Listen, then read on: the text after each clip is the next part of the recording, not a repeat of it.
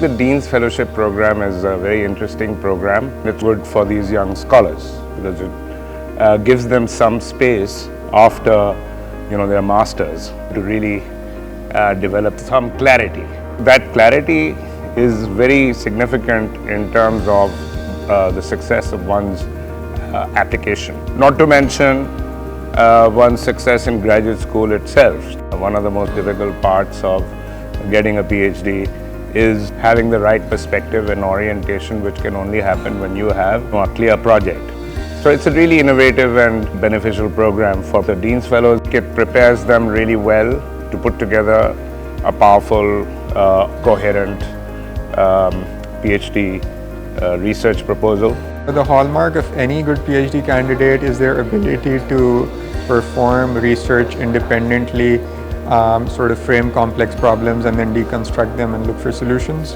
And I know a lot of PhD candidates who at the start of their programs really struggle with this. What's very unique about this program is it allows me and empowers me to carry out my own research through programs such as the Summer 𝗙𝗍𝗍 research projects, which allow me to hire undergrads and essentially act as a principal investigator, which is a very unique experience. We curate a 3-year-long experience with some major components. So the first is research that goes alongside mentoring, in the sense that fellows are expected to develop a research profile with the active mentoring of ladder faculty at Habib University.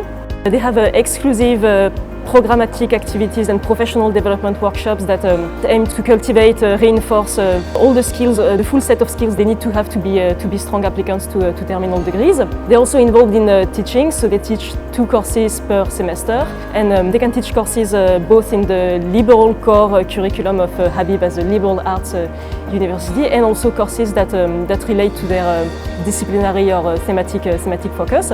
And lastly, the fellows have community engagement opportunities so that they become actively involved in the intellectual life of Habib, and so they can gain exposure to academic culture at large.